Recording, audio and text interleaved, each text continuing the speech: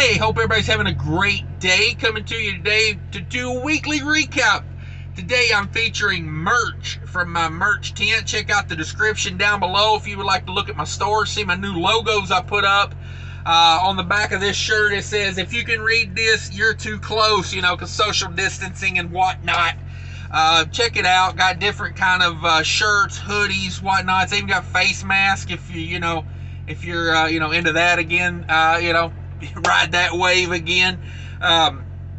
So this is weekly recap. We're going to talk about the loads I did, why I did them, then we're going to go over variable cost. I don't talk about the carrier I'm leased to, things like that.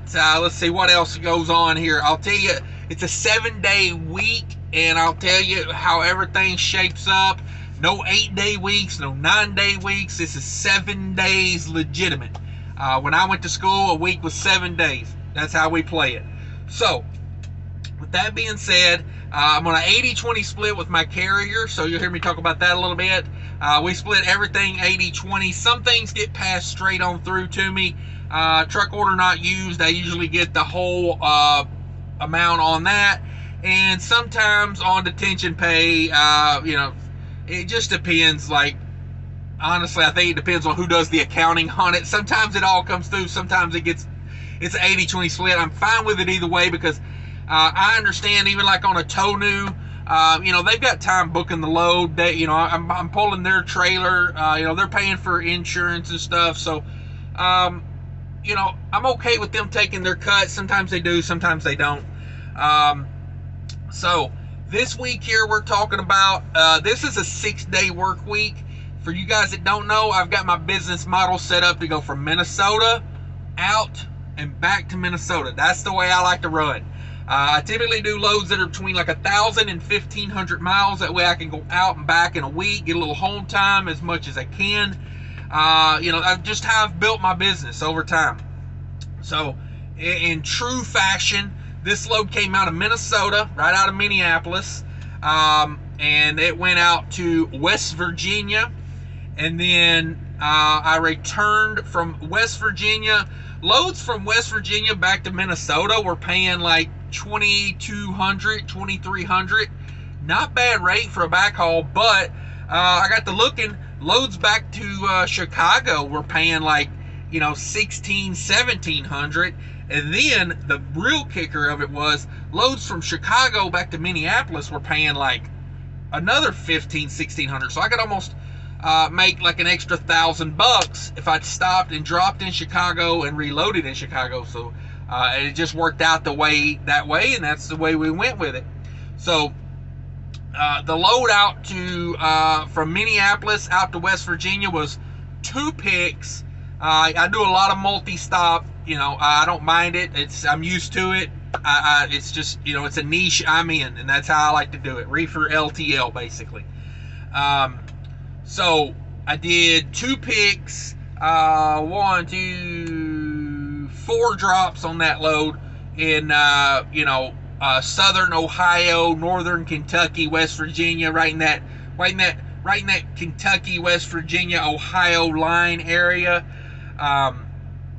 Did a load down to there, and then I picked up a load out of West Virginia back to southern Chicago, the Gary, Joliet area. Right there on 80, and that load paid $1,600, and it was a good one. It was 12,000 pounds, and I'm trying to think of what the temperature was. I didn't write that down on that one. And then from Chicago, reloaded out of Chicago, just literally like 20 miles away.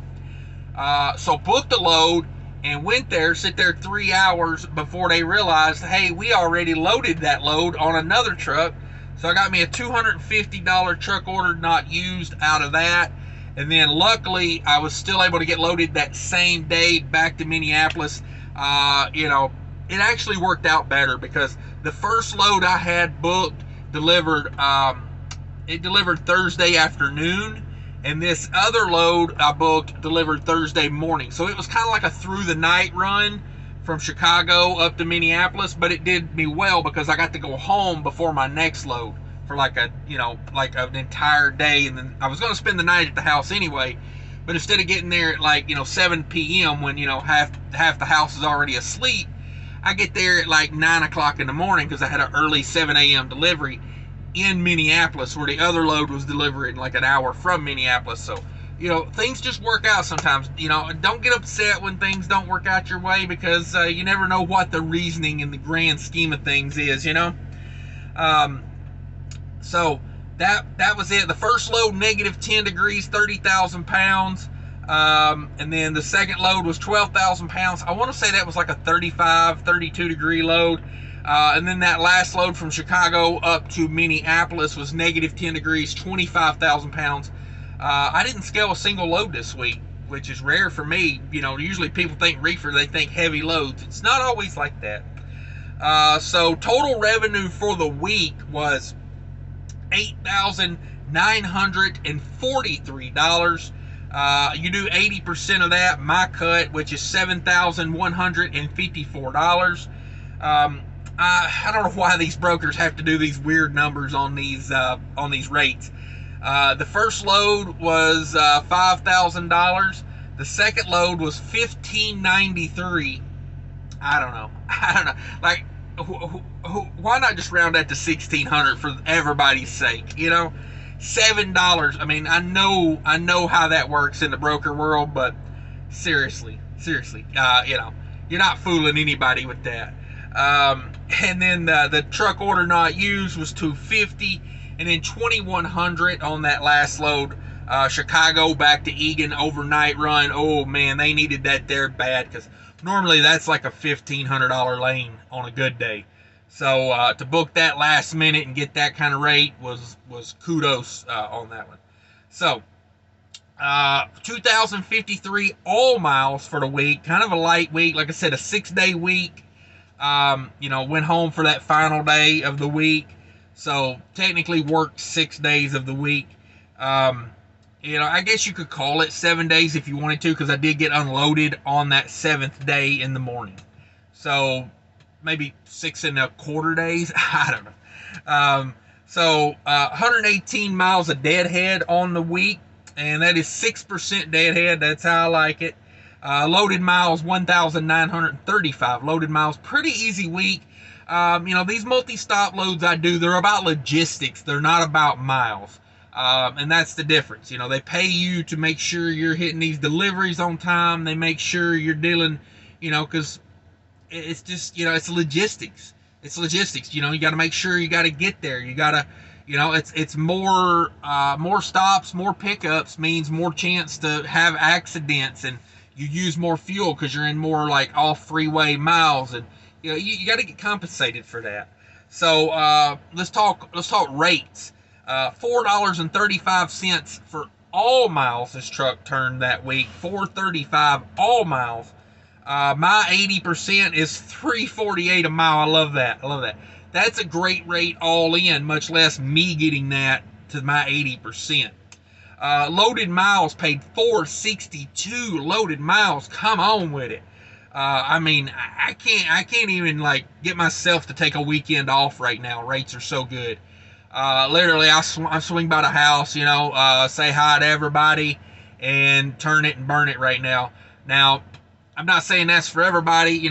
At my house, we got plans, we got strategies going right now that we've already talked about, and like this is just, this is all gravy right now, because I set this business up to be profitable at like $1.50 a mile. So when I can turn $3.48 to the truck, it's good times. It's a real good time. So we know we're sacrificing a little bit of time right now for the greater good, and to have a more secure financial future.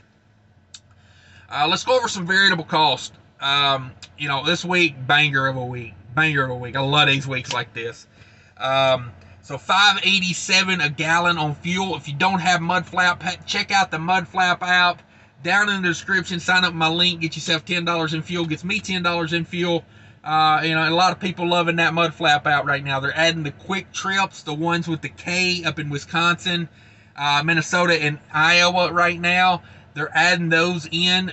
They've added a few up in the Green Bay, in the Cedar Falls, Iowa area. So they're starting to bring them in. So acknowledge that Mudflap. It's going to be a juggernaut. It is. Check it out. So $5.87 on diesel, $125 on reefer fuel, $23 on DEF fluid, $59 on tolls, no scales, like I said, no parking. Bring over that $7,154, the 80% that I make, and you subtract my $794 in variable costs, and that leaves me $6,360 to do what I have to do with. A lot of profit in freight right now. Keep the wheels turning. Stay safe out there. Take care of everybody, and that's how we gonna do it. That's how we gonna do it. Thanks for watching, everybody. Like I said, check out that description. Come join me for a live show. Love doing those live shows. The interaction. If you've got questions, I'll tell you right now. My email is in the description. It takes me a couple days to get to those emails because I am running a business, and I have another business outside of trucking that takes time. And I got, a house full of kids. So give me a little time on those emails. I'll tell you right now, the best way to get a hold of me is come in that live show. Ask that question in the live show. Because not only are you going to get me answering it, which, slice of humble pie, I'm not everything, But there's guys that come into that live show that are fleet owners. Guys that's been trucking for 30, 40 years. Guys that are company drivers. Guys that are owner-operators. Guys that are lease purchase. Every thing you can think of is in there. People that haul furniture, people that haul cattle, people that haul groceries, everything. It is a great resource to ask a question.